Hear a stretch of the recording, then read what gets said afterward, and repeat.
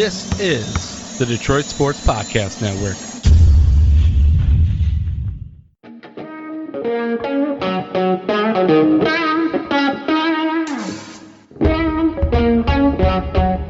The biggest icon in podcasting.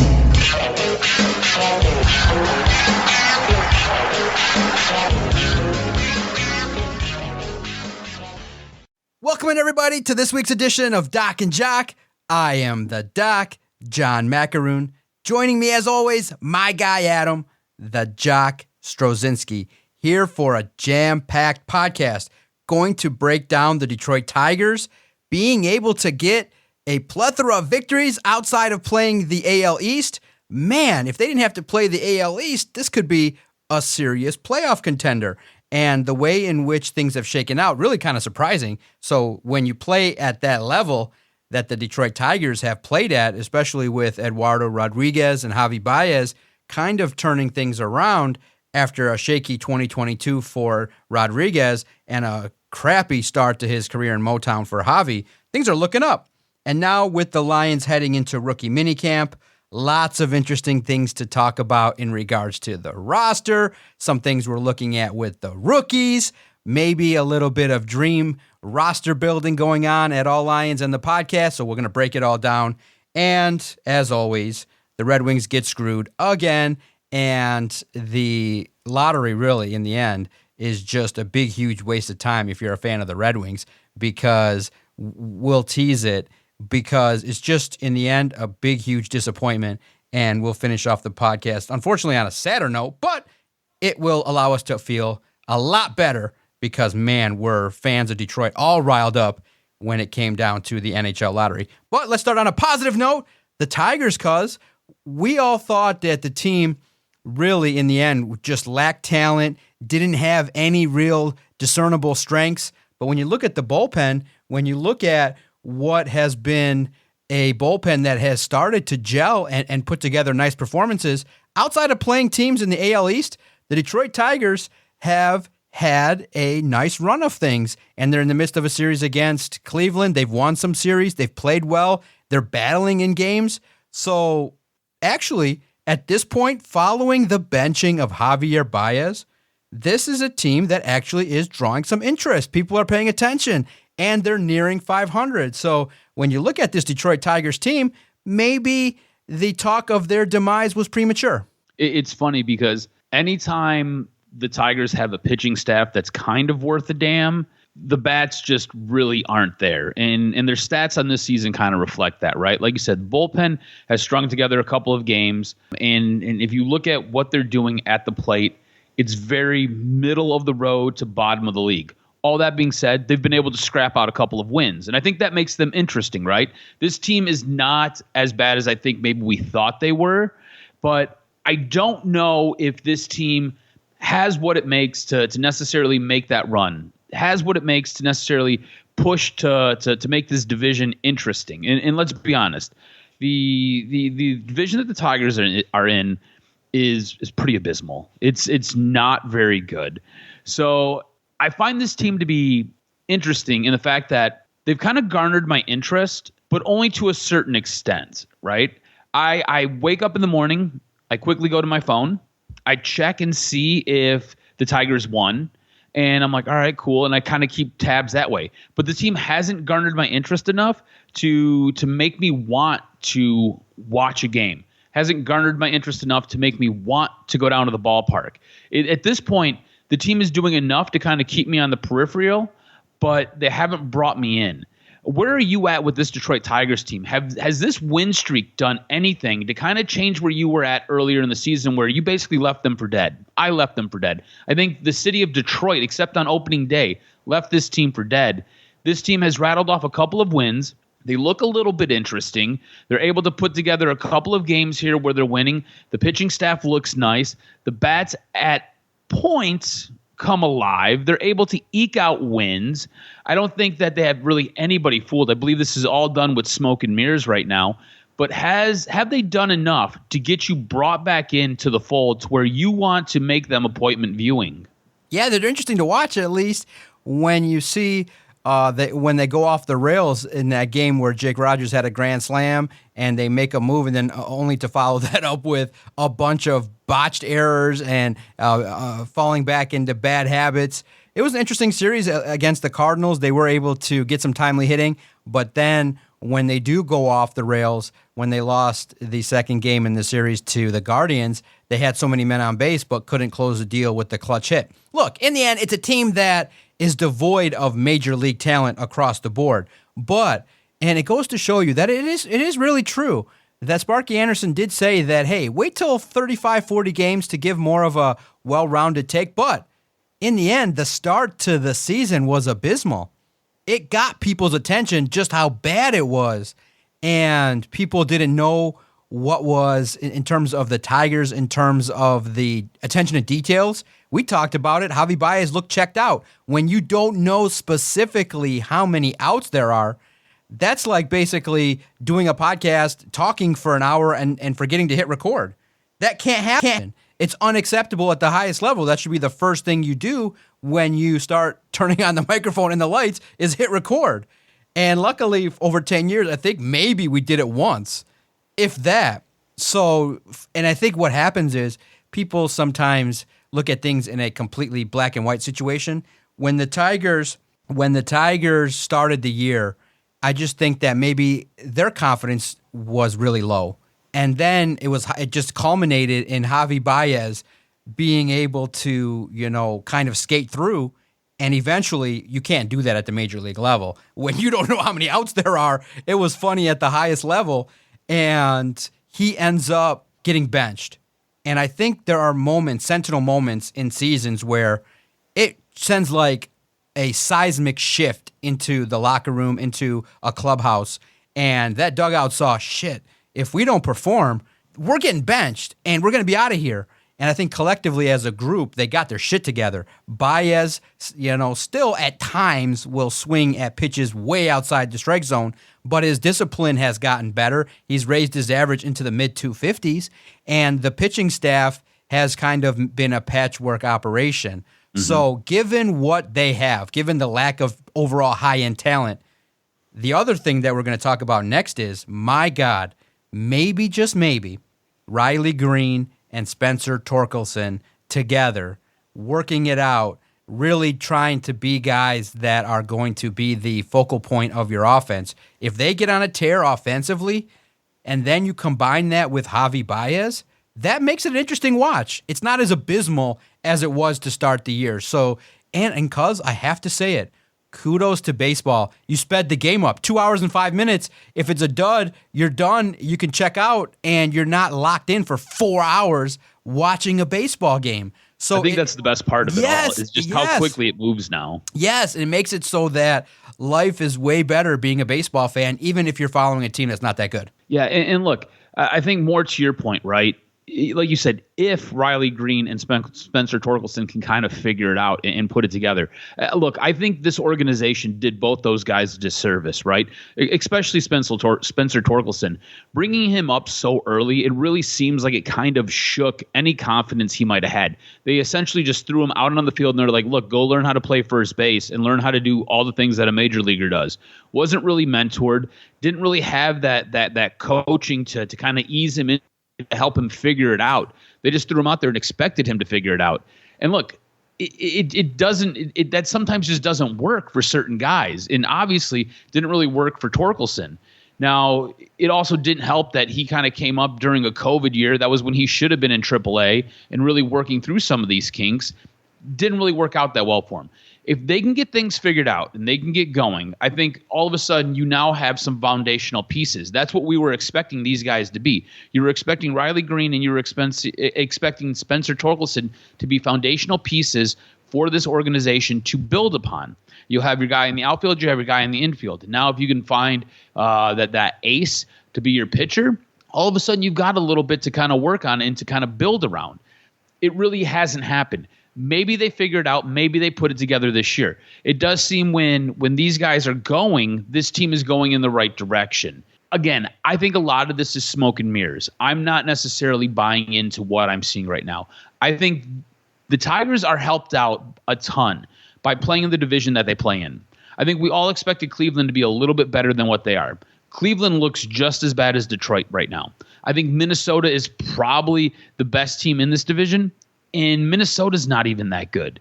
If you were to look at the Detroit Tigers record and you were to put it up against other divisions, you can just go to, like you said, the AL East. The Tigers would be basically in last place. It'd be like good luck trying to figure it out from here.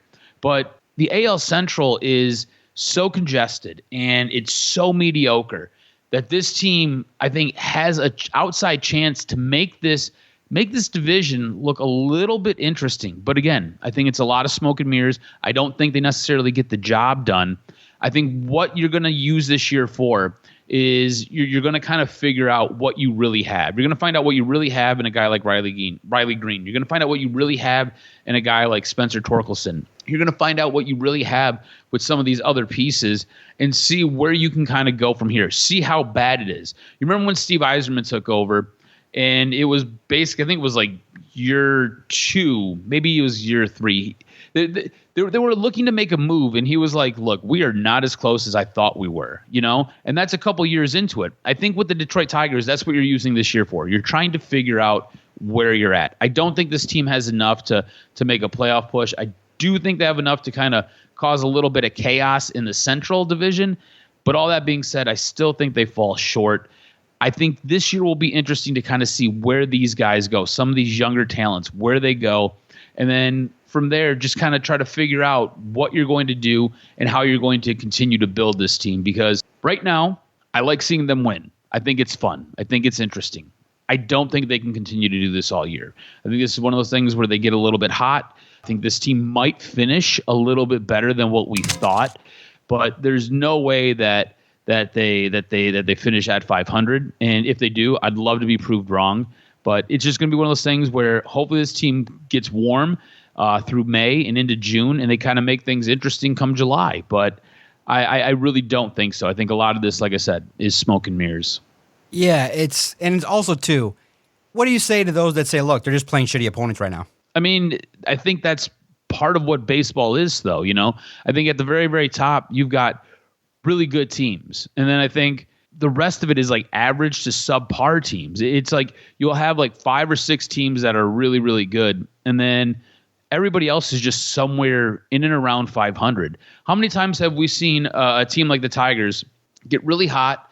They'll win the Central, and next thing you know, they're playing in a World Series against a Phillies team that is 3 games below 500. You know what I'm saying? Like, how the hell did you even get there? But now you're here. Like, how the hell did that even happen? And the next thing you know, you have a Phillies team that goes on and wins the World Series, or a Cardinals team that does that. So it's just one of those things that it's what baseball is. Baseball is a weird sport. It is like the law of averages. Like, if you have a good team, your team will struggle and it will go through streaks where it's not very good. But over the long haul, if you have a good team, your team is going to produce and your team will be very good. In the Tigers' case, I don't think they have a very good team. I think this team right now is kind of doing the inverse, where they're getting on a little bit of a win streak. At some point, those runs are going to dry up. That pitching staff's going to kind of forget how to pitch. And next thing you know, it's going to go back to being what it was. And we're going to be shown that this isn't a very good team. I say enjoy it while it lasts. Play and beat up on some bad teams, because at some point you're going to be that bad team that's going to get beat up on. And again, it's just what baseball is. It is a weird, funky game. How many times have we seen Miguel Cabrera struggling through like the first 2-3 months of the season? Next thing you know, the guy is ending the season with a 300 batting average. And we're like, how the hell did he get here? He was hitting 125 through May and the early part of June. Yet here we are. It's just what baseball is. Now, we haven't seen that from Miguel Cabrera in years, and we would pay to see that from Miguel Cabrera. We're just not going to get it now because he's on the downside of his career. But all that being said, law of averages, I don't think this is a very good team. I say beat up on the bad teams while you can, because at a certain point, they are going to be the bad team that's getting beat up on. Yeah, at least when you look at it, it opens up some real interesting discussions, which we're going to have later on in the year. How much does Eduardo Rodriguez continue to play at this level? Do you end up selling? Do you end up trading him for more pieces? Because in the end, pitchers that are left-handed at 30, 31 years old are in their prime. Does he decide to opt out? Does he command more money? How does that shake out? It's going to be a real interesting decision regarding Eduardo Rodriguez. It's going to be real interesting to see if Scott Harris handles it correctly, and it'll give us telltale signs. But to me, I just think that if you're listening, I think the fair assessment is this team should sell. If Eduardo, you have to get 2 or 3 prospects because it's real embarrassing when you look at the Major League Baseball pipeline, when you look at any just briefly glancing at what's in the minors. There's shit in the minors. It's bare, and when I say bare, I'm talking about peach bare, like nothing beyond little fuzz. There's nothing in the minors that is tangible at this time, and it's just really bad. When you look at it across the board, you need to have 4 decent drafts, and you gotta flip all these players. If there's some way where maybe Javi Baez caught on, like, you know what? If I can just get on a tear a little bit, get my average to 300, maybe the Tigers will just trade him. Someone will just take that contract and just for a rental, just take on everything that is Javi Baez. But at least for the Tigers, they have a little bit of intrigue and interest, which is better sitting at 16-18 and trying to get a series win against the Guardians there. So, like I said, right, this is a team that I had zero interest in except for probably opening day, right? I had zero interest in them. Now I wake up in the morning, and again, I'm not interested enough to sit through and watch an entire baseball game that they're playing, right? But I now pay attention to what's going on. They'll be in the middle of a game, and I'll be following along while I'm doing something else. I will have them on the radio while I'm working outside in the yard. Again, I'm not taking time out of what I've got going on to sit in front of the television to watch, but I will listen. It'll be on as background noise. It is something where this team has now raised my interest and my intrigue in them. Again, I'm not buying what they're selling. And I think if you're the general manager of the Detroit Tigers, you really need to be considering all offers, right? Eduardo Rodriguez right now pitching out of his mind, having an awesome year. There are already talks about possible trade talks for this guy. You have to listen to those. You have to do what's best for your organization. And he could be a hot commodity come the trade deadline. For the trade deadline, probably a hotter commodity then. You need to move on from him and get pieces back because you brought it up. There's nothing in the minor league system. A lot of what you've got on this team right now and a lot of what this roster is, it's a lot of 4A ball players. It's a lot of smoke and mirrors. It's a lot of stuff that's not going to win over the long haul. So you got to do what's best for this organization. And yeah, that includes trading away guys who might be really productive this year. And yeah, you're probably going to end up losing come the back half of the season because you got to move on from these guys because you've got to look towards the future. This is definitely the first season of the rebuild to the rebuild, and it's just kind of what it is. I'm excited. I'm excited to see where it goes, especially if you can potentially start to creep up at second place, maybe by the end of the month be around first place, at least kind of be in that conversation. Because you also got to look at it, relatively speaking, the Central is horrible. Yeah, my God, it's brutal to look at everything going on in regards to the Detroit Tigers. So you look at the division, you look at everything, it just stinks in that you look at a baseball club that's kind of the confidence level of the fan base has just been so worn down that it makes it tough to kind of spark debate. And you talk Tigers, people are like, Chris Ilitch is a cheap owner and it's just all negative and things like that. But I will say this, while on one side, it's great to be able to watch games on television for 2 hours. If you go, it's not as worth it in terms of the entire experience because it takes 10 minutes just to get in line. You miss. If you just get up and go to the bathroom, you miss half an inning. You miss a lot, and it's just a real different vibe that if you're going to pay $50 a ticket, I think the change in time makes it a little challenging if you're paying out of pocket. For the viewer, it's great, but if you're going down there, it makes it a lot tougher to justify spending, $300 to $400 for 2 hours. You know what I'm saying? 2 hours is real quick. Can we quickly talk about your office and how it is the most interesting place in the entire world? We're recording this podcast. You have a gentleman pull up outside of your office, get out of his car, start jumping rope, finish jumping rope, put his jump rope back into his vehicle, and then leave. Yes. These things happen all the time. Like, this isn't new to you. This isn't something that is shocking to you. This is just like daily occurrences in the life of John Macaroon. What's the psychologist's letters? I don't know, DR or whatever it is that you are. It is absolutely nuts to me what goes on in and around you every single day. You live the life of the most interesting man. Yes. And honestly, it's not even so much you, it's just what happens around you. Yes. And I don't want to I'm going to say this nicely. They have an office manager that maybe is 4'11" and rides around in a golf cart that maybe is 40 years old. So it's, and I'm like, I want to make sure that when he rolls up around, because sometimes he'll tour the building, I'm going to say, you're the office manager, right? You're not just kind of like getting your jollies off with this golf cart, because literally he's 4'11", but I can't assume just yet that he's the office manager. But yeah, it's crazy in Sterling Heights. You just see the weirdest 4'11", driving around in a golf cart that's got spinners and rims on it. It's awesome. Yeah, it's got the things on the side. Like you typically don't see that too often. And yeah, it's always unique. And we've had it happen a lot of times. And the most funny thing is, Adam would come to the office and he'd sit, and then all of a sudden someone would knock on the door. Hey, I'm here to do my taxes. And I'm like, don't you see it says psychologist on the door in big gold letters? It ain't like it says John, tax accountant. And you got these foreign dudes that just walk into your office and be like, oh, okay. Like, okay, yeah, it happens so often. And but the blessing. The best part is you have a Keurig machine out in the open for clients that are waiting. Right. Anybody wants to have a coffee, go ahead and make one. You'll just have guys roll in, make a coffee, sit down, right. get up 5 minutes and leave. Right. Luckily now, before, you used to walk in, now that for some reason they just lock the door in the front, but the side door you can come in on. So it's very weird. Like, I still don't know. They've changed property managers. So I still and of course it goes into where anytime a change is made, it's never for the better. There's a portal that I can do. Like, before I could just literally text a guy, hey, I need to change a light. He'd be here in 10 minutes. Now there's a property manager portal that I still haven't signed up to yet. You know what I mean? And they can see that, okay, this guy hasn't signed up for the portal. I know that. I'm like, I only need like 2 texts a year. Change a couple light bulbs, and hey, the battery went out. I need some batteries or I need to look at the thermostat here, make sure it's working. That's it. So it's just never a good sign when these things happen. And they made it harder in terms of paying the rent. Where before I could just send a check in. Now you got to go online, set it all up, and you're like, oh my God. And then for the duty and pleasure of paying online, you got to pay $3 extra.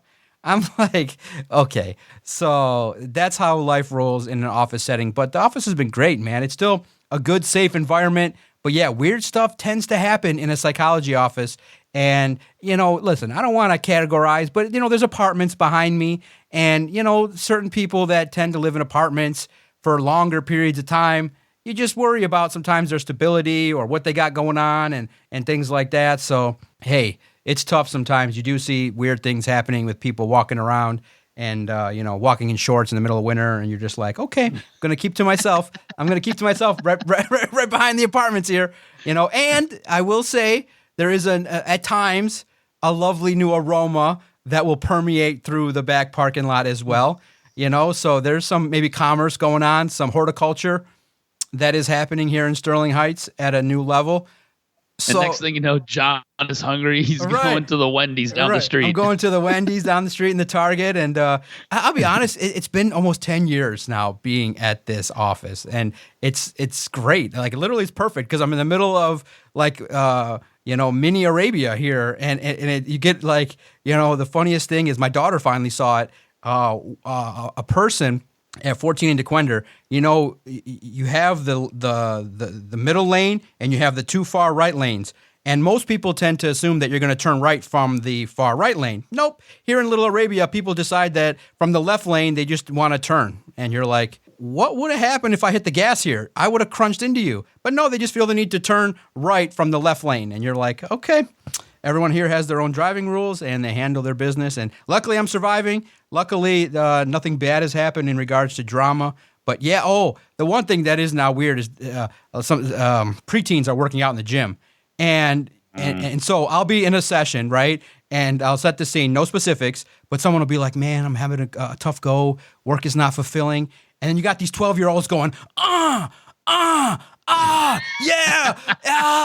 and I'm like, and you hear the dumbbell like cranking, and you're like, This Trying to keep a straight face. for 10 years, it has been silent. Adam could never heard a single thing going on in that gym. You could have people turning on the TV, working out. Now these youngsters come in and they act like they own the place, and they act like they're Lou Ferrigno in there, and they're just like banging the bells, and they're loud as all hell, and they're just like, oh, and you're like, this, and the clients like talk, and they still talk. Like you try not to laugh, you try not to say like, I'm sorry that these and then they just go out their day and they leave. You know what I mean? And I don't want to knock it because here's what happens. Here's what goes through your mind now in 2023. You go, okay, something serious is happening here. Knock on the window and say, hey guys, look, I know you're working out. I know you guys are pumping iron, but there's some serious stuff here. And then your next thought is they're going to be like, listen here, fat fuck, shut the fuck up and go back to your office. And you're like, okay, yeah, they're probably going to say that as opposed to what I would like them to say, which would be, oh, Mr. Macaroon, we're so sorry. We didn't know what we were doing. We didn't pay attention. So in your mind, you debate, like, should I say something? And then in this day and age, you say, fuck it, I'm not going to say anything because these guys are going to probably give me a tongue lashing or probably beat my ass for saying something. So that's the working environment that I'm in currently, but it only happens like once a week now. So luckily, if they can time it and I can time, if I know they're coming at a similar time, I won't schedule visits because it's very awkward to be talking about tough stuff with those guys doing Lou Ferrigno workouts, It's the most interesting. It's the most interesting complex I think I've ever bore witness to. Yeah, it's absolutely insane what goes on in that office space. Yeah. So, yeah. Let's segue. You know what's interesting? The Lions mini camp. What's the most interesting storyline that has garnered your interest in the Lions minicamp? You cover them every day. So what's going on? Yeah, it's real interesting. Lions now minicamp this weekend. We're going to get a first look. I mean, it's not that serious. It's just a practice, organized, and everything. So we'll have an opportunity to see first look of the Lions out here. And that's interesting storylines. Obviously, it's going to be, Jahmyr Gibbs, Jack Campbell, the first round picks. I definitely want to get a first look at Broderick Martin just to see his sheer size and everything like that. So I'm very fascinated to see how this first look of the Lions rookies. I'm definitely curious. And one of the things that I think is going to be looked at is the speed of Jack Campbell, because people talk about what does he bring to the table. And I think that Jack Campbell, his game speed, what does he look like in a practice setting will be very interesting to me. What about you? So for me, it is continuing to watch Brad Holmes uncover these diamonds in the rough, finding these guys that everybody was like, from where? And he does what? And his name is who? And somehow these guys show up, and next thing you know, you've got a guy like an Amon-Ra St. Brown, and you're like, all right, cool, let's go to work, let's do this. This is now the guy. Like Amon-Ra St. Brown is the guy. So like him continuing to find these diamonds and shining them up and presenting them to us. This is what I love, because you start to get your first little glimpse of what these guys are, what they're made of, how they're going to kind of contribute, right? You don't really get a full picture until they get the pads on and until they kind of make their way through training camp and they make their way through some of the preseason games. You start to kind of really wrap your head around everything. But this is your first little taste to see kind of what these guys can do, what they're all about, and how basically Brad Holmes in the organization sees that they're going to help this organization along.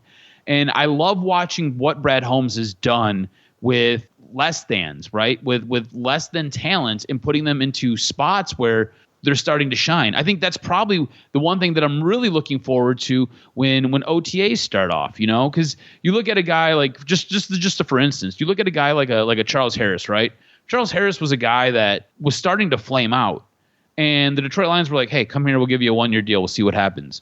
Next thing you know, Charles Harris is a guy that is getting worked in as a rotational player, is a guy who becomes a starter. And now that they filled everything out, he's going to be another rotational player. But again, he is now, at one point he was your ceiling. Now he's part of your depth on a team that is getting much better. So it's interesting to see what Brad Holmes is able to do with some of these younger talents, going out, finding some of these guys and bringing them in and helping them to fit into this organization.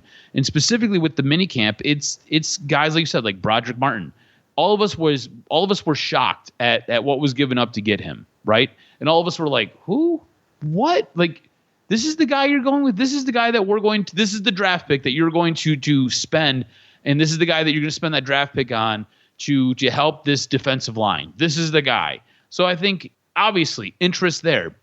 You look at what they've done with some of the free agent, with the undrafted free agents that they brought in. Bring these guys in, see what they look like, see how they line up against other guys who were drafted ahead of them, some of their peers. So I think there's a lot of interesting storylines that are going on in this minicamp that you can kind of pull from. But for me, it is really watching some of the development of some of these guys that we have no idea who the hell they really even are. Like, we've seen some of their college game film. We've read some of the reports on them. You've done a good job writing about them, and we've talked about it, and we've looked into them. But that's really all you know. Seeing these guys with the helmets running around, you're starting to learn a little bit more about them. There's a lot of reporting going on. You're down there asking questions. You're starting to figure out a little bit about these guys, and you're starting to kind of draw some conclusions as to how they'll make this team better. And I think that, to me, is what is most interesting. Yeah, very interesting with what's going on with the Lions. A lot of national pub, a lot of talk about Hendon Hooker and the stuff that the stuff that Dan Campbell really talked about. I want to get your sense, because it's going to happen again, and you don't really see it too often. I think it's very interesting to look at. The Lions now will have redshirted basically Jameson Williams and now Hendon Hooker. And we've talked about it briefly before, but to juxtapose it with like Eric Ebron just came out on a podcast and said that, redshirting was kind of messed with my head. At first, I was a real talented player out of North Carolina. I come into the Lions and I'm the fourth option. I wasn't mentally ready for that. You gave me all this money, and I'm just now sitting there. For Hendon Hooker, I think being more mature at 25 makes it a little bit more of a safe prospect. But I think it's weird because not a lot of NFL teams redshirt players, and now this will be the second time that the Lions have done it in back-to-back years. I do think it's a little bit strange, especially when you're going out and you're grabbing injured guys. Essentially, is what it is, right? And look, for Jameson Williams, I don't think it necessarily hurt him. I don't know if he was exactly happy with how they kind of worked him in, but all that being said, it was probably what was best for his knee. I think same thing with Hendon Hooker here, right? Like you said, he's a little bit of an older guy, a little bit more mature, I think, and I think he realizes kind of where he's at in the pecking order, right? Like, you were drafted in the 3rd round, and you're coming off of an ACL injury. I don't think there is any anticipation that you are going to challenge for the starting role. If anything, you are going to challenge, or you can possibly be in the mix for the backup role. I think going into the season, kind of knowing your place and understanding where you're at, I think it makes it a little bit easier, and especially if you have a more mature mindset. At this point, Hendon Hooker's job should really basically be focused on getting healthy, learning the playbook, and then working himself in and basically beating out Nate Sudfeld. That should be your goals in those orders. And then if you want, you at the very back end of that list, your goal could be compete for the starting job. But for right now, it's get your knee healthy. It's learn the playbook. It's beat out Nate Sudfeld and get yourself ready in case anything stupid happens to Jared Goff and you got to go in. And if you want, your fourth goal for the season, beat Jared Goff and take over the starting role. So I think for a quarterback, it's sometimes a little bit different. When you are an electric wide receiver, right? Somebody like Jameson Williams, your job is to basically get on the field, take the top off the defense, and electrify the stadium. The way they utilized him did none of that, right? Like they kept him basically on ice. He was ready to go earlier than when they were ready to put him in. They finally put him in, and for most of the time when he was put in, he was either used as a decoy or he ran some shallow routes, or they used him very sparingly or didn't even target him at all. He was just kind of out there as a decoy. And when he did get the ball, it was electrifying. But all that being said, he only touched the ball twice. He only had two times he held the ball that were of note. There was another time where it was called back for a penalty. But all that being said, they didn't really target him a whole bunch. And I think it was more of what the organization kind of wanted to do. They kind of wanted to set a precedent. They wanted to be like, look, you got to earn this. We're not going to just give it to you. All that being said, we're also trying to take care of you. We're trying to make sure that you don't end up blowing your knee up, because when you're sprinting around out there, it's a lot of wear and tear on that joint that was just repaired. So it is weird to see an organization going back-to-back drafts and spend picks that could help this team, help this organization, help push them along. Especially, they're letting you know, we're in a win-now mode. Everything that they did in this draft, everything that they've done in this offseason has let you know that they are in a win-now mode. It is playoffs or bust. And it's not just getting to the playoffs. It's getting to the playoffs and making noise or bust. So you go out and you spend a first-round draft pick on a guy that you basically have to keep on ice in Jamison Williams. You spend a third-round draft pick on a quarterback who is competing for a backup job, like not even competing for the starting job. This is a guy who dealing with an injury and then is going to compete for a backup. Like, you're not expecting him to make a difference on the field. And it's kind of a crazy mindset when you're trying to wrap your brain around it. But if you look at the overall talent and you look at the overall depth of the roster now, all of a sudden it becomes much deeper. All of a sudden it becomes much more talented. It all of a sudden becomes a much more complete roster where if you do have something silly happen to a guy like Jared Goff and Hendon Hooker is available, he can now slot in, and you don't necessarily have those concerns. You don't have those worries. I remember watching the Pittsburgh game, year one of Dan Campbell.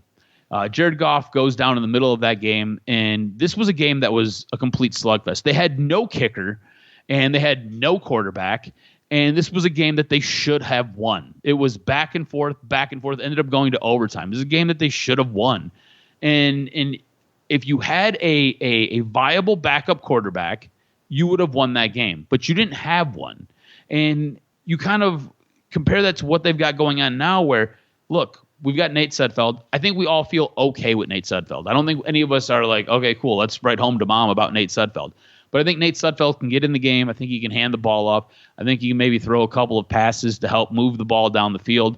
You really just got to get it into playmakers' hands and hope something good happens. I think if something bad was to happen and Hendon Hooker was to come in, it's a little bit of a different feeling. It's a little bit of a there's a little bit of a juice there because you see what he was able to do in college. This guy has a great arm. This guy has wheels, and I do expect him to come back from his ACL injury and be able to run like he did in college.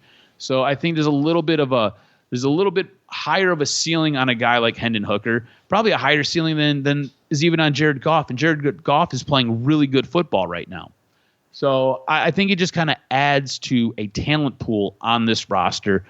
And I do think it is something very, very interesting that not a lot of organizations do. But I think it kind of tells you about what Brad Holmes and what this organization, one, feels about the depth of this team, and two, feels about taking risks on certain guys. Like, obviously, Jamison Williams, worth it. Obviously, Hendon Hooker is worth it. At least in their mind, these guys are worth whatever it is, whether they've got to sit for half a season, whether they got to sit for a whole season.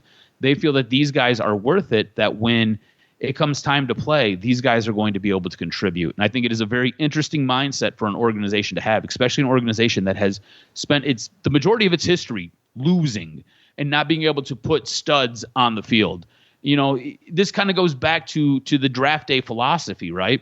We have a big need up front in the defensive tackle position. At least we all feel that way. Or along the defensive line. We all feel like they need to add a couple of pieces there. You're staring at a guy who could be a generational talent in Jalen Carter. Could be. You also have other guys out there who could slot in and immediately help you along that defensive line. And this is an organization that says, no, doesn't fit what we're trying to do. Doesn't fit our identity, doesn't fit who we are. And you're going to say, good players don't fit your identity? Good players who could be generational talents? Good players who could immediately step in and help you and help bolster your team and get you to the playoffs don't fit who you are? And they're like, yeah, don't fit our identity, don't fit who we are, don't fit what we are about. Instead, they trade back and they go and they draft a running back. And you're just like, what the hell is going on here?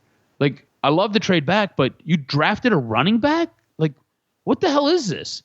And you start to kind of delve into it a little bit more, and you let the rest of the draft play out, and you kind of see what they did. Jameer Gibbs is going to start for you.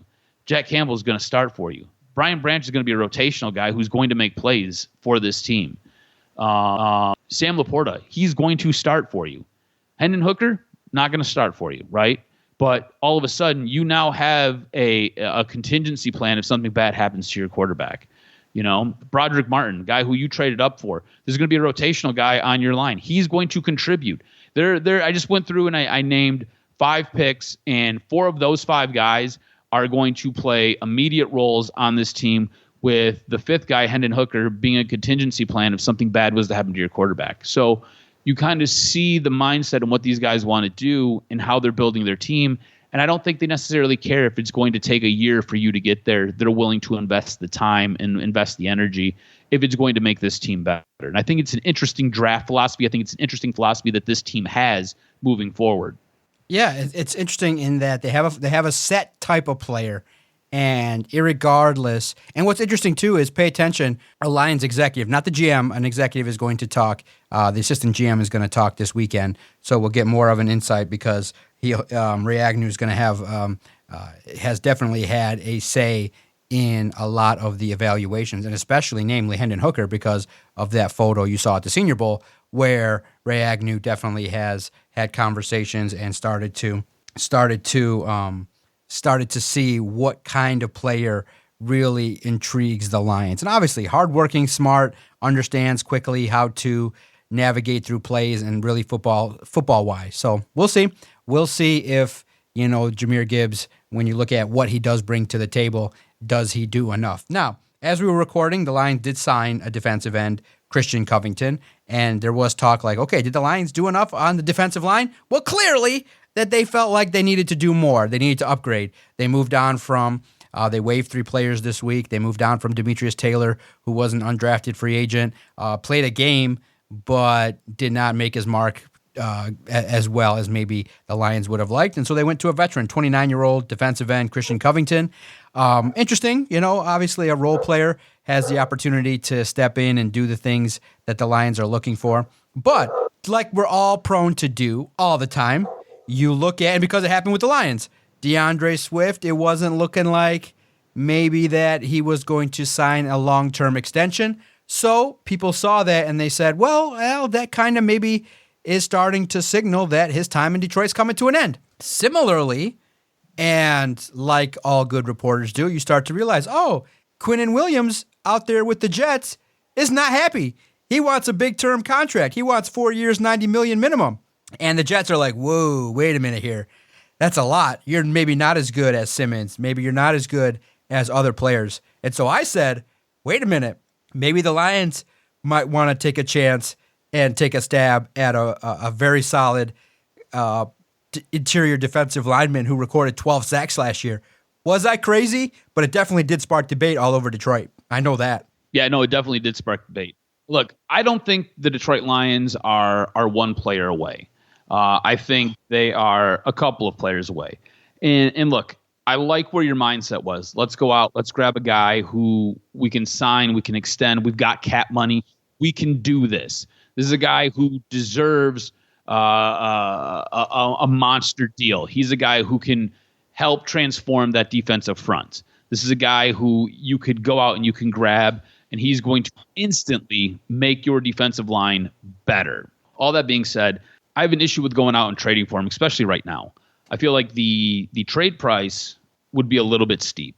I think you can wait till you get into game 5, 6 of the season. If they're still not able to work a deal out, you might see the Jets go around asking teams, hey, are you interested? What would you be willing to give us? And all of a sudden that price comes down. You remember when the Detroit Lions traded for Snacks Harrison a few years ago? They gave up a 5th-round pick to get Snacks Harrison here. And Snacks Harrison instantly transformed that run defense. There was a monster trade last season. The thing is, when you get into the middle of the season, you start moving players around. The asking price all of a sudden goes down. It all of a sudden becomes much cheaper to move these guys or to acquire these guys. So I think I like where your head's at, going out and trading for him. If you're going to do that, I'm probably waiting until closer to the middle of the season. Trade deadline's usually right around week 8, maybe week 9. I'm waiting until somewhere around there to go and make a move for this guy. And then you can work out re-signing him because you've got a ton of cap space. But I don't believe that they're one player away. I think he would make a big impact. I think he would make a monster difference on this defensive line. But I don't think that they're just one guy away. And you can kind of look at what has happened with this team with the JMO suspension, right? All of a sudden, that wide receiving core is a little bit weaker. All of a sudden you don't have that wide receiver that you were counting on, the guy to be able to take the top off the defense, being that magical piece. You don't have that anymore. So now that's another hole that you've got to fill. You look at what is going on with this secondary. In the secondary, you really only have one guy that's going to be here long term. You want to add Brian Branch in there? Sure, go ahead. But you look at what they've done in this offseason as far as cornerbacks go, you really only have one guy. So, again, if things don't click this season, you still have to go out and you've got to add more pieces to that secondary now. And I think the linebacking core, I really do feel like the linebacking core is pretty shored up. You know what I'm saying?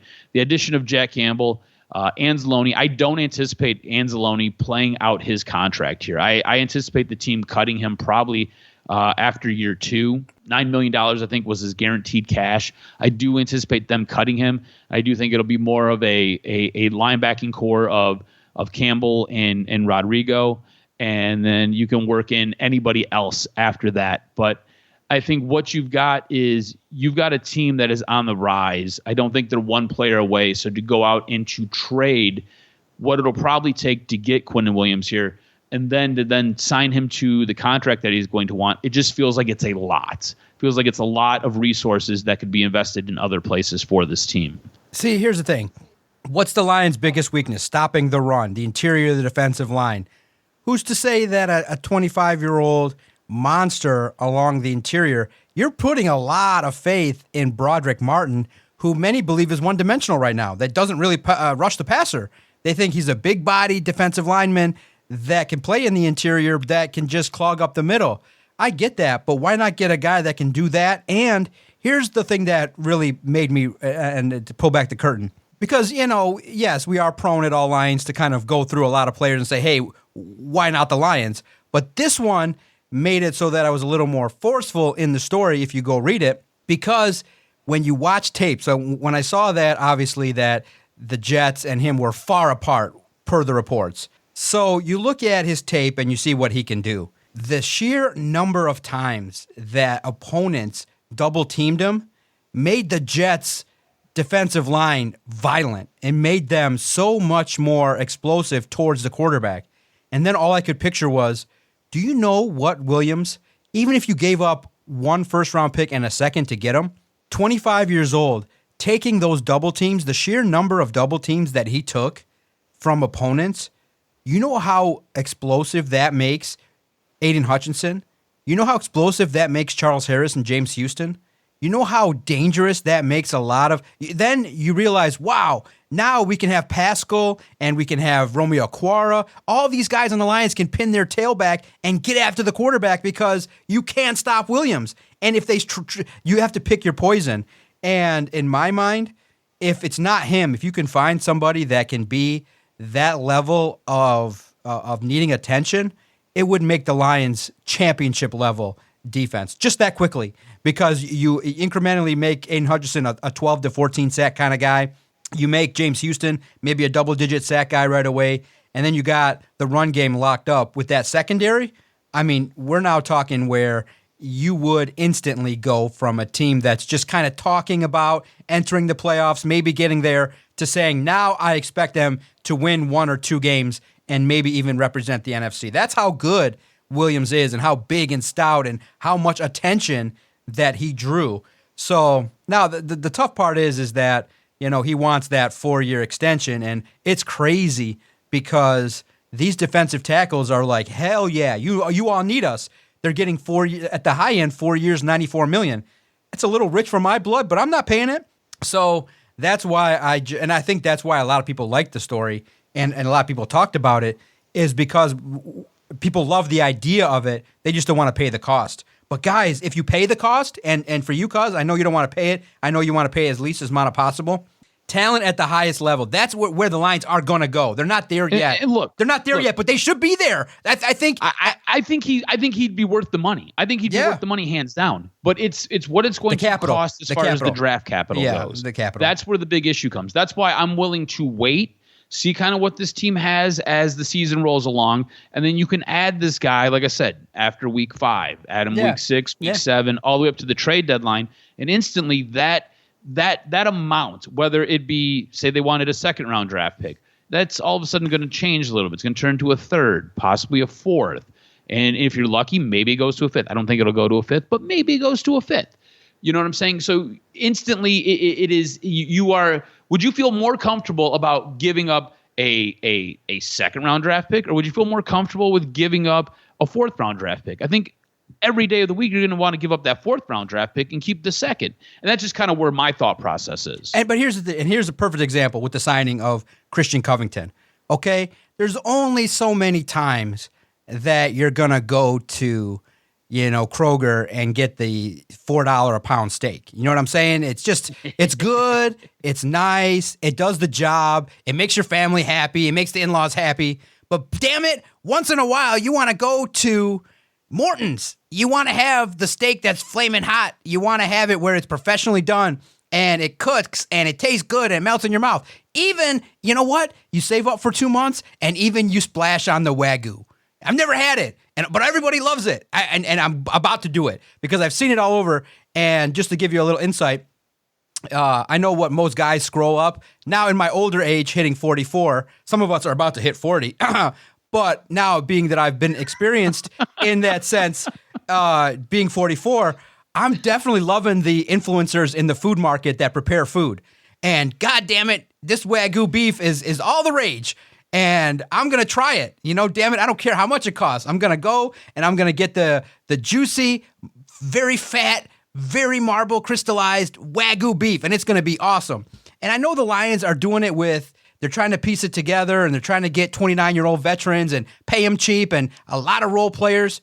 But eventually, the time is going to come where you got to splash and pay the money, pay the piper. It's going to happen. I think in a year or two, you're going to start seeing the Lions doing the fuck the picks kind of thing and trading some capital for players. And what better way to do it? And I know the Jets are not going to, the Jets are probably not going to part ways with Keenan Williams. But if he pushes the issue, pay attention. At least pay attention to guys that are clearly unhappy with their contract situations. And a player of that caliber, you pay the cost. Even if it's 2 firsts, who cares? The value that you get off of it is going to be amazing. You're going to get at least, you trade for a player like that, you make a decent offer, you're going to get at least 5 playoff wins. Minimum with a player like that, with that defense and what he does and how much better he makes your defense. Oh my God, you basically you have four guys that can get double-digit sacks.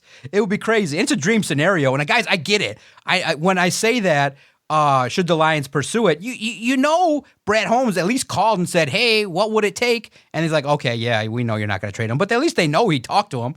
So that's why we do those articles. And you guys love them. You love to talk about it. People debated it all Detroit.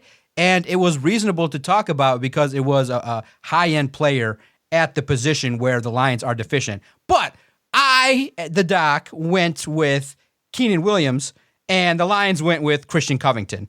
So, it's a little different. I know that Brad Holmes is doing these kind of things and trying to piece it together, but always know your Doc always look for the high-end type of players, especially now. I just want to fast-forward the rebuild. That's all, and it's normal. I think it's very normal to want to fast-forward it, but I also understand. I do know what they're doing, guys. I'm aware. They're piecing it together. But I'm all for the win now mode because life is short in the NFL. You never know. Everything changes. So we'll see. And we've talked about it before. The big debate with the Lions is win now, build the right way versus just loading up every year and trying to go for it. Did they say how long they signed Covington for? Not yet. Terms not disclosed just yet. Okay. So it's just new, broke in the last 30 minutes. So looking around the landscape yet, the contract terms, I would say a year or 2 at most. Yeah, that's what I was assuming. Yeah, it's not going to be significant. Role player, again, solid rotational piece. And we'll start to see what he looks like in training camp. But we all saw the picture of Keenan Allen hanging with the boys in Los Angeles at the Lakers game with Amon-Ra St. Brown and Marvin Jones, which obviously sparked the rumor of, hey, they probably talked and said, maybe come to Detroit. The chances are low, but it's very interesting to see at least the California connection. Do you like the fit of a Keenan Allen here in Detroit? So I love Keenan Allen. I love Keenan Allen, the player, right? This is the problem with Keenan Allen, though. I think he's on the downside of 30. The guy is constantly hurt, always playing banged up and injured. and we talk about it all the time. The best availability is just being available. Depending on what he would want, and look, this all hinges on if the Chargers are going to cut him.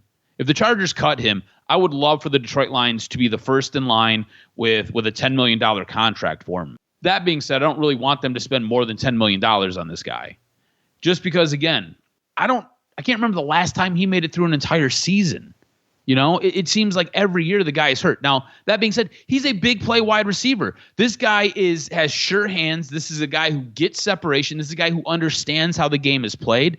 This is also a guy who I feel like can come into a team with a very young wide receiver room and really impart a lot of knowledge, really step in and help elevate that group. Take that group from being on a scale of 1 to 10, take that group from being at a 7, really help elevate them up to a 9. I think he is a difference maker. I think he's a good guy. I think he's a good team guy. The issue for me is he's got to get cut, and then it really just comes down to the medicals, man. Can he stay healthy? If he stays healthy, he's worth every penny you would pay him.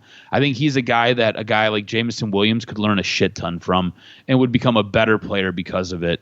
I really do. I would love to see him in a Lions uniform, but it has to come at the right price. And again, I sound like I'm your cheap father, right? The guy who doesn't want to spend the extra $2 on the premium. What'd you say? The premium steak or whatever it is. I'm that guy right now, and I know that. But it's everything always has a cost in it. I just don't want to overspend for a guy who realistically ends up only playing about 80% of the season because the rest of the time he's dealing with a knee injury, dealing with a hand injury, dealing with a back injury.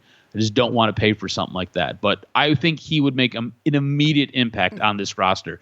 Do you think he would be a good fit for this team? Yeah, it'd be a nice fit. You know, Adam's the kind of guy, just to peel back the curtain, he's like, John, they got the steaks at Oak Ridge down here in Fraser. Come down. They got it for $2 a pound. You can load up. I'm like, bro, I ain't going down there. Fuck it. I'll pay the extra. I don't give a shit. I'm working 3 jobs, so I don't have to worry about that. Give me the best of the best. Let me try it once in a while. I'm not worried about going down to Oak Ridge. So it's very funny to look at roster construction. And I do believe Brett Holmes has a good idea of it. But the reason why, also, too, with Williams, just to circle back real fast, it's just hard to acclimate when you join a team in the middle of the year. You know, it takes time. You don't just jump in and learn the system and all the checks and calls and stuff like that. Talent rises to the top. I agree with that, especially with Jared Goff. Yeah. Jared Goff specifically needs time with his wide receivers. Yeah, exactly. So that's where it's tough when you do deals at the deadline. But, yeah, it would fit. I think Ben Johnson could tailor an offense, and he's got the skill level where certain players can come in and handle business. So I would love that. I'd love it. But you look at the Lions, and it's going to be interesting to see where certain competitions do take place. I do think Jahmyr Gibbs is going to have an impact, and David Montgomery. I do think that those two guys are going to be integral. And with Sam Laporta, you got 3 offensive weapons right there that can take up some of the production that was lost by Jameson Williams. So I don't see the offense taking a step back. The big question mark is going to be how fast does the defense gel, and how fast do the rookies in the 4th, 5th, 6th, 7th round that the Lions took later on, the day 2 and day 3 guys, what kind of impact on special teams are they going to have? So it'll be interesting to see, and definitely stay here with the Detroit Sports Podcast as we break it all down and really look at how the Lions shake out. So make sure Saturday is the big coverage day for minicamp and what goes down there. All the rookies are going to talk, so you'll get probably a glimpse of what the high-end players said first, and then as Sunday, Monday rolls around, you'll get a lot more deeper insights as to what others were said. So check out Saturday, All Lions, Detroit Sports Podcast, bringing coverage from rookie minicamp at Detroit Podcast. All right, cuz, real fast. Wasn't even disappointed at the draft lottery. A reporter at the local paper said, "Hey, where are the Lions going to? Where are the Red Wings going to pick?" And it's pretty clear. They're 9th. They're going to pick 9th. No doubt about it. But when it happens and you see the Blackhawks win it, you're just like, give me a break, dude. It did bother me a little bit that they didn't move up to like 7th, 6th, 5th. Doesn't happen. It's annoying because it's predictable. But the NHL, they just don't do. They just do things in a weird way. How in the hell did the Blackhawks win the draft? Not possible. I think that's the most frustrating part about it, right? You look at the Detroit Red Wings, you look at the Chicago Blackhawks.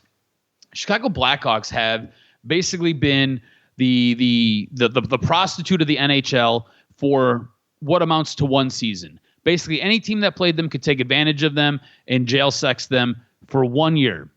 You go back and you look at the Detroit Red Wings. The Detroit Red Wings have basically been the dredges of the NFL or the NHL for 7 years now. 4 of those 7 years, they were a bottom 5 team. You go back to the 2019-2020 season, they finished with a total of 39 points. That was 23 points worse than Ottawa. And Detroit didn't get the first overall pick. How does this always happen? It's not so much the fact that the Wings continuously get boned and they don't ever have a chance to really move up. That's not really the issue here. That is a major sticking point, and it is bothersome to me. But the major issue is it's Chicago. It's Chicago. Fucking Chicago. Chicago had one season where they were deplorable. And like it wasn't like they were just like deplorable, like the worst in the league. They were tied with 3 other teams for being the worst in the league. So like they weren't just like all-time bad. They were just bad. They had a bad season.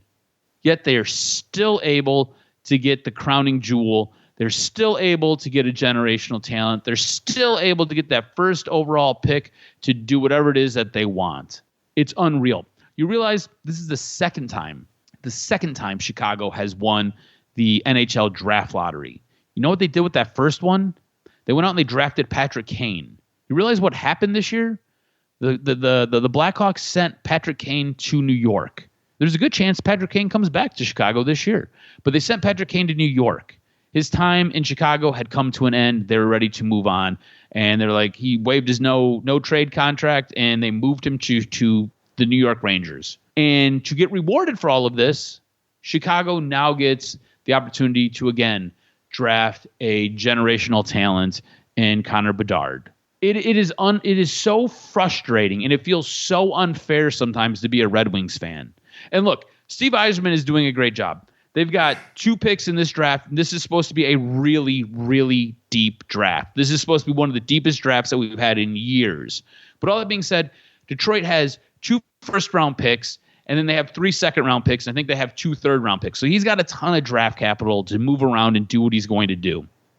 But all that being said, it sure does feel like a big kick in the dick when you are one of the worst teams a few years ago, and like you are all-time bad. Like you are it is hands down by far, you are the worst team in the NHL, and yet you can't get that first overall pick. Chicago is one of the 3 worst teams in the NHL, and still they get the tip of the cap and the nod, and they get that first overall draft pick. It is absolutely frustrating. And Red Wing fans, I hear you. I understand. NHL fans, I hear you. I think the worst part about all of this too, John, it was the presentation of all of it. Like it was like ESPN didn't even bother to try. That was bad. And then you look at what happened when they were announcing the 3rd overall draft pick. They just kind of cut to commercial and just kind of like, oh yeah, this happened. It was just done so distastefully, and it was done so poorly. And then it just feels like the NHL just constantly takes shits on the Detroit Red Wings' chests, and it absolutely sucks, man. It is frustrating, to say the least, to be a Red Wings fan. And again, let me just spell it out to you one more time. Fuck Chicago. Yeah. And really, in the end, it just stinks because they lost 2 key players and they restocked right away with one of the generational talents. And it was a long shot anyway. That's why some of the wins that the Red Wings were getting late in the year really were devastating. They should have really just tanked. They should have just did it and committed to it if they saw. I don't think they handled it right. I know they trust the process, but if the rebuild doesn't work, I know it's blasphemous because people trust Yzerman, maybe you could have just tanked and just did it again and just really went after Bedard if he's really the generational talent. But we'll see. We'll see how it plays out because I do believe in karma and the stuff that you've been hearing about the Blackhawks, not too upstanding in regards to that organization. So we'll see. I do think that Yzerman is stocking the defense. There will be some talent, and eventually he'll start trading some of the capital for picks, for players, established players, and they'll move in a direction that will allow Red Wing fans to get back on board. And even though we laughed at Ken Holland's 10-year rebuild, the Red Wings are on year 8 of their recent rebuild not being in the postseason. So we'll see where this goes. They got to be in contention to make the postseason and be in the postseason in this year because you just can't get unlimited amount of years to rebuild a team. So we'll see how it plays out. We'll see what happens with the 9th pick, and we'll follow it along here on the podcast. Because that was an amazing hour. Felt good. Got some laughs in. Got to talk about some very unusual stuff going on here in Sterling Heights. Make sure, everybody, you follow the podcast at Detroit Podcast. Follow the network. Make sure anywhere you listen to your favorite podcast, type in Detroit Sports Podcast, and our content will find you. Follow Adam on Twitter at AdamRSTROZ. Great time, cuz I look forward to next week's edition of Doc and Jock.